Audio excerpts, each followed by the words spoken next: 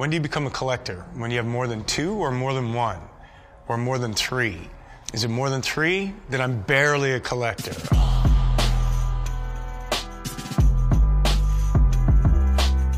Hi, I'm KEANU Reeves, co-founder of Arch Motorcycle. Let's take a look. Where I grew up in Toronto, every summer, motorcycle gangs would come into a place called Yorkville. Those bikes, those people, those pirates, I think touched that 10-year-old kid in a way.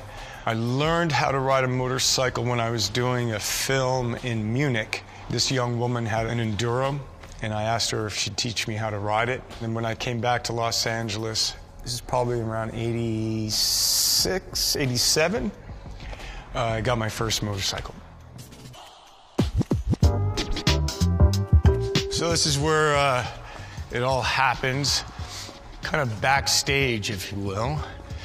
We have some client bikes here being worked on and assembled.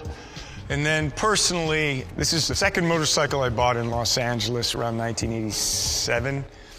It's a 1973 Mark IIA Norton Commando. Had a lot of good times with this motorcycle. And I just grew up really loving Nortons, the upswept pipe. It's an English twin.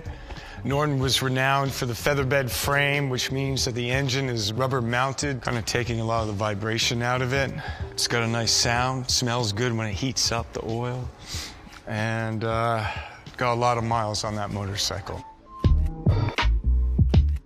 In films, I rode a motorcycle in Chain Reaction and a film called My Own Private Idaho.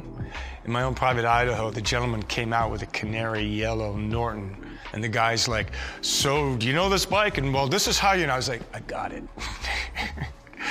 That was a fun day to ride that bike and ride with River Thnx. What about John Wick? Didn't you ride in that? Yeah, so recently in John Wick, Chapter 3, yeah, I got onto the bike, so I had to ride it down an alleyway, and yeah, I did ride it down a bridge, and there's a fight sequence. Yeah, I rode in John Wick 3. Norton's, the year that I bought, the 73, the shift patterns on the other side of the motorcycle in a different direction, so that took a second. And then when it came to the reality of the Norton, it was amazing. You know, it's not a super scary fast, you know, especially for a young rider. You know, I didn't get on a motorcycle that's 100 horsepower and I can go 150 miles an hour on it. I can do that now, but I've never gone 150. I haven't actually gone that fast. I'm like in the 135 range.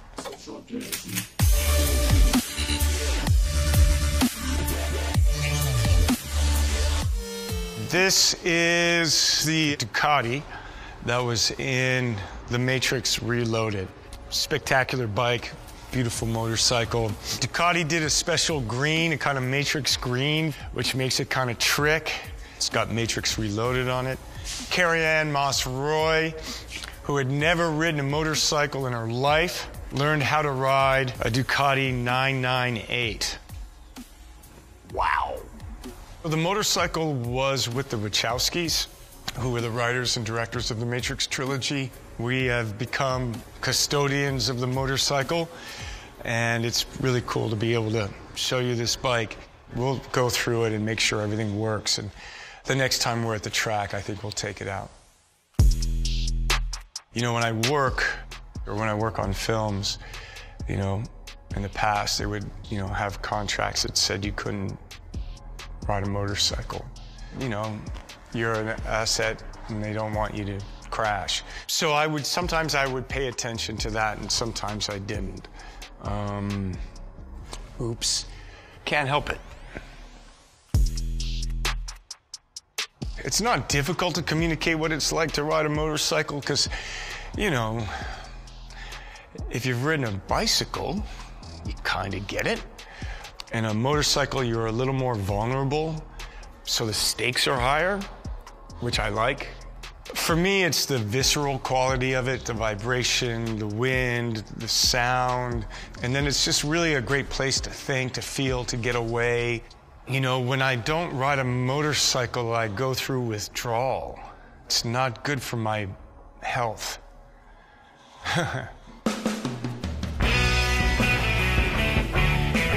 had a Harley Davidson, a Dyno Wide Glide, which was an amazing motorcycle, and I was looking to personalize it. And then I was introduced to Gart Hollinger, who owned a custom building company called Chop Rods. We ended up working together, and he ended up building a custom bike. He took the Harley engine and then built a motorcycle around it, and that became the prototype for the Arch motorcycle. So this is a 2019 KR GT1. The company makes over 200 parts for the motorcycle. It's all billet aluminum. We manufacture those parts, but we also work with some high-end other companies, third parties. So we have an Öhlins high-end front suspension, South African company called BST for carbon wheels.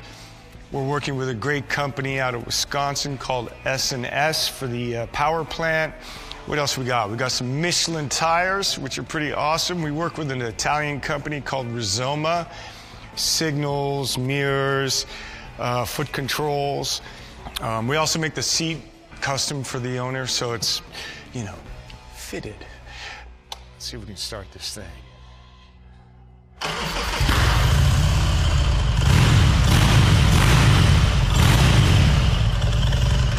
They sound good.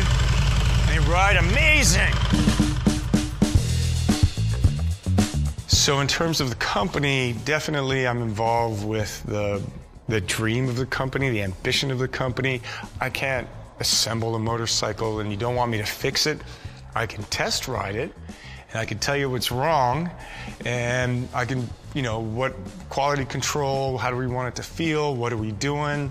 I'm not doing any of the drawing. Gart is doing that, but he'll show me and we'll, you know, talk about it. And then infrastructure and what's the voice of the company, who are we, what are we presenting, and kind of work with that. So if the KR GT1 is a performance cruiser, then this motorcycle is like a performance cruiser sport. What makes it sport? So the riding position.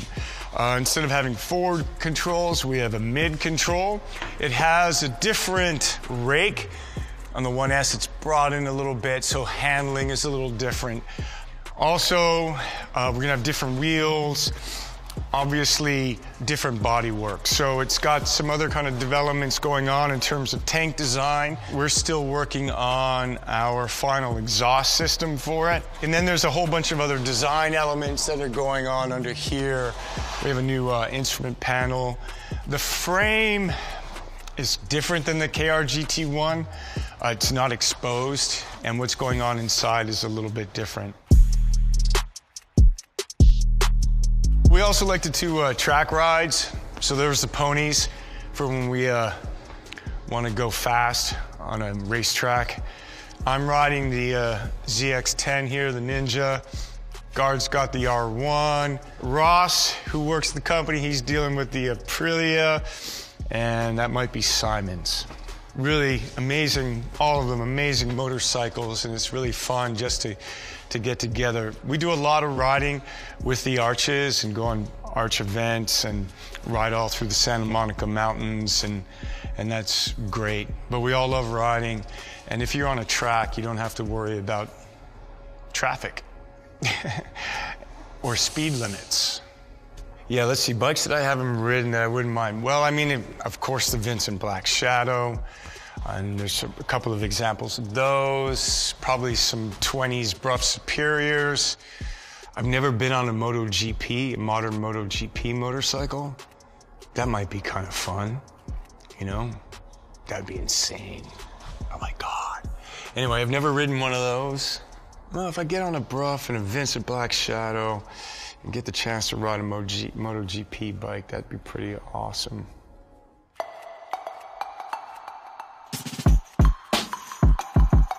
What we have here is what we call the Method 143.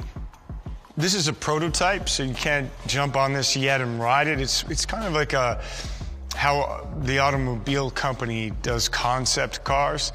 This is kind of a concept motorcycle that we're looking to make into production. It will eventually have a carbon fiber monocoque frame. You can start to see the idea of that coming down here on the down member of the frame. This will become carbon fiber. The power plant is an S&S, but it's going to be ridiculous. It's 143 cubic inches. It's a little futuristic. We like the idea of just how we're overlaying, integrating different materials, the aluminum, the carbon fiber, going into the elements of the skins of the seat. And then just some of the design elements are pretty spectacular. BST is going to be developing a new wheel for us. It'll be outrageous. This motorcycle is outrageous, but that's part of the fun.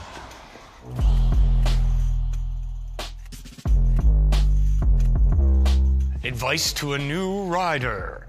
I mean, if you're a kid and you're like starting off on a little mini bike, I mean, people are gonna show you what to do. If you're a young adult and you're not dirt riding and you wanna get on the street, take a class.